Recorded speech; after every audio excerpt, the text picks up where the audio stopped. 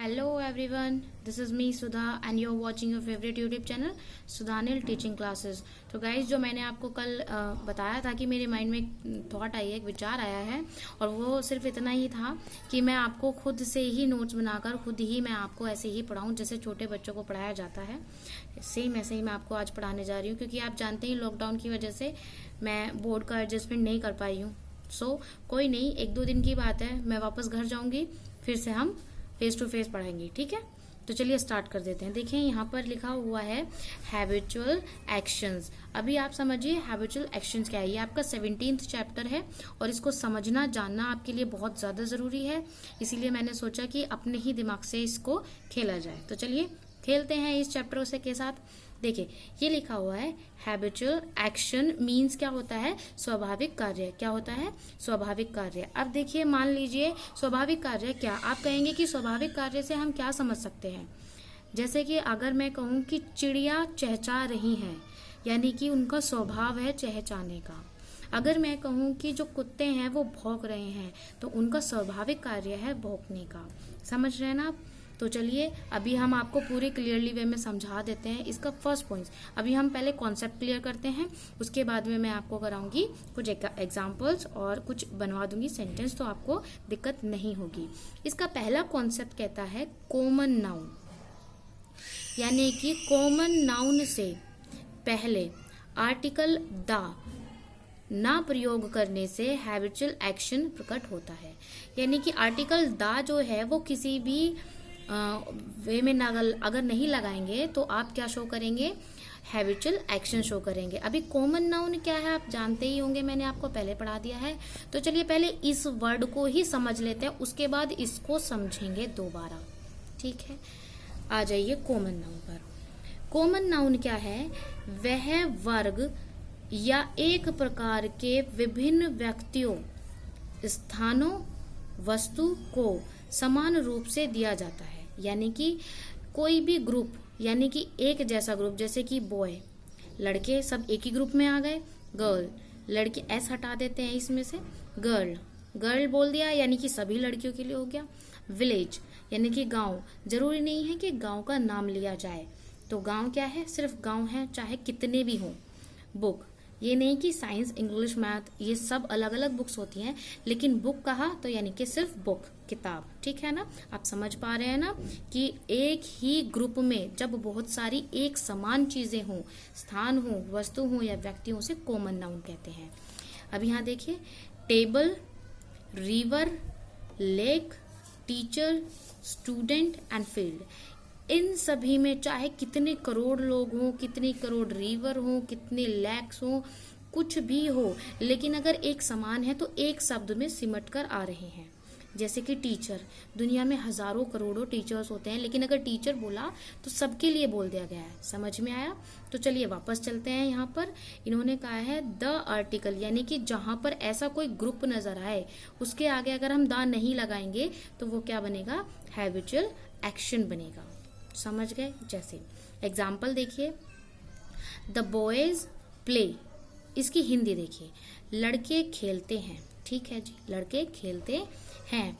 अगर हम दा लगाते हैं, ये अगर हम दा लगाते हैं तो यह इसकी हैबिट नहीं शो कर रहा है, सिर्फ एक ये नॉर्मल सेंटेंस बताया गया है कि लड़के क्या कर रहे हैं, करते हैं, खेलते हैं। ठीक है जी। अब देखें यहाँ हमने लिखा बॉयज, एस लगाया, ग्रुप में लिया और दा को क्रॉस कर दिया है। बॉयज प्ले यानी लड़के खेला करते हैं, यानी कि उनकी हैबिट है खेलना। समझ रहे हैं आप, उनकी क्या है, ये हैबिट है, यानी कि हैबिचुअल एक्शन है ये। अभी हम आ जाते हैं यहाँ पर द प्रॉपर नाउन। इसका दूसरा जो कॉन्सेप्ट है वो कहता है द प्रॉपर नाउन, अगर कहीं पर आपको प्रॉपर नाउन हो तो क्या करें, प्रेजेंट टेंस, यानी कि जो प्रेजेंट अभी में बात हो रही हो उसमें इज एक्यूज्ड का प्रयोग करते हैं। अभी आप समझिए प्रॉपर नाउन, मुझे नहीं पता आपको याद है या नहीं है, लेकिन मेरा फर्ज बनता है आपको ये सारी छोटी छोटी चीजें समझाना। प्रॉपर नाउन क्या है, देखिए किसी विशेष, ये आपको याद रखना है, किसी विशेष व्यक्ति, स्थान या वस्तु, व्यक्ति, स्थान या वस्तु, यानी कि जो विशेष हो, जिनका अपना ही अलग महत्व हो, के नाम को ही क्या कहते हैं, प्रॉपर नाउन।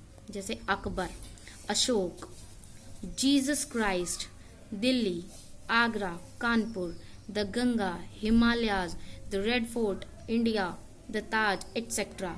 ये क्या होती हैं? हमारे प्रॉपर नाउन होती हैं। तो चलिए, जहां पर ये प्रॉपर नाउन यानी कि जो हस्तियां हैं, इमारतें हैं, जो विशेष हैं, अगर ऐसी कोई चीज आती है तो आपको क्या करना है?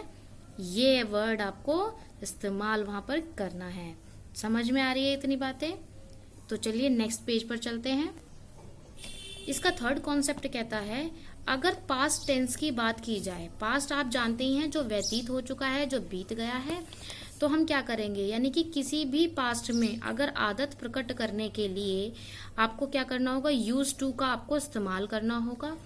और ऐसे वाक्यों में या तो आप यूज टू भी कर सकते हैं और वुड भी आप इस्तेमाल कर सकते हैं।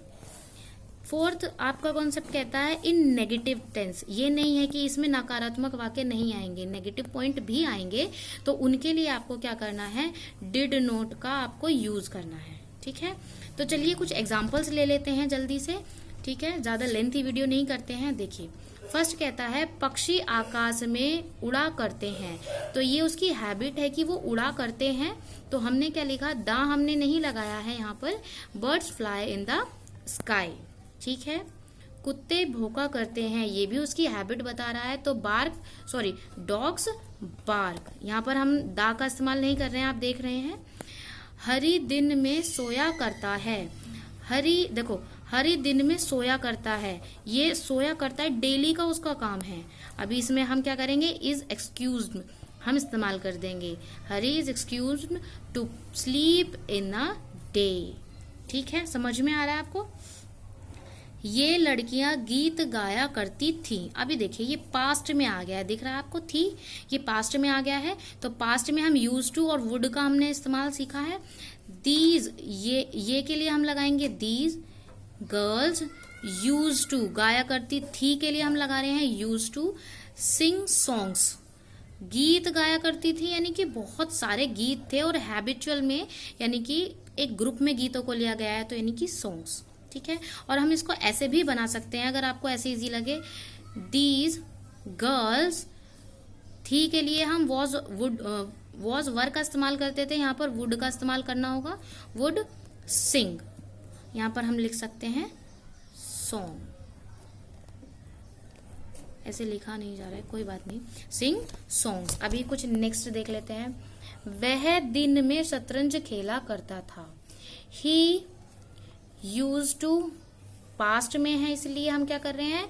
Used to play chess in the day, दिन में खेला करता था शतरंज। अभी दूसरा देखिए, यहाँ पर हमने यूज टू किया, he would play chess in the day, हमने यूज टू की जगह पर क्या लगा दिया है? वुड। एक बूढ़ा व्यक्ति अपने खोए हुए बच्चे के लिए रोया करता था। ठीक है, अब ये बड़ा सा लेंथी सा क्वेश्चन है, लेकिन कोई नहीं, डरिए नहीं, जब तक हम साथ हैं। एक बूढ़ा व्यक्ति, पहली बात तो हमें ये देखना है, ये था। ठीक है, उसके बाद में एक बूढ़ा व्यक्ति, पास्ट में है तो हम करेंगे an old man use to या would weep for his lost child. ठीक है, एक निर्धन व्यक्ति उस बरगद के पेड़ के नीचे बैठ जाया करता था। दिख रहा है आपको? था, तो यानी कि a poor man use to या फिर would sit under that banyan tree. ठीक है जी, ओके।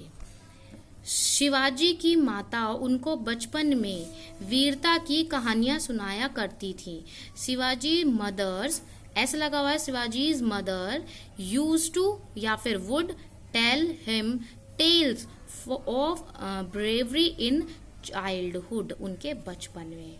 वह प्रतिदिन यहाँ नहीं आया करता था। देखिए, नहीं आया, और क्या आया है? ये पास्ट आया है, आपको दिख रहा है। तो हम करेंगे she did not used to या would come here daily.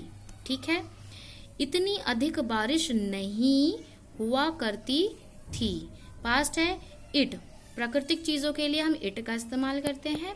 It नहीं के लिए डिड नॉट, या थी या था के लिए यूज टू या फिर वुड रेन सो ऑफ्टन।